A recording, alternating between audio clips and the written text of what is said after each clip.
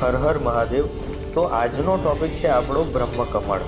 બ્રહ્મકમળને શાસ્ત્રમાં કે પુરાણોમાં બહુ પવિત્ર છોડ માનવામાં આવ્યું છે અને આ બ્રહ્મકમળ મારા ઘરે ખીલ્યું છે તો હું બહુ ભાગ્યશાળી માનું છું. કહેવામાં આવે છે કે બ્રહ્મદેવની ઉત્પત્તિ જે કમળથી થયેલી ને તે આ જ બ્રહ્મકમળ છે અને બ્રહ્મકમળના ફૂલ ફક્ત રાત્રે જ ખીલે છે અને આ ફૂલ મહાદેવને પણ બહુ પ્રિય છે અને બ્રહ્મદેવને પણ. અને માન્યતા એવી છે કે રાત્રિના સમયે આ ફૂલને ખીલતા જે કોઈ જોઈ લે છે ને તેની બધી મનોકામના પૂરી થઈ જાય છે. શાસ્ત્રોના અનુસાર બ્રહ્મકમળને બ્રહ્મ સ્થાન પર ઉગાડવાથી બધા દોષ દૂર થઈ જાય છે.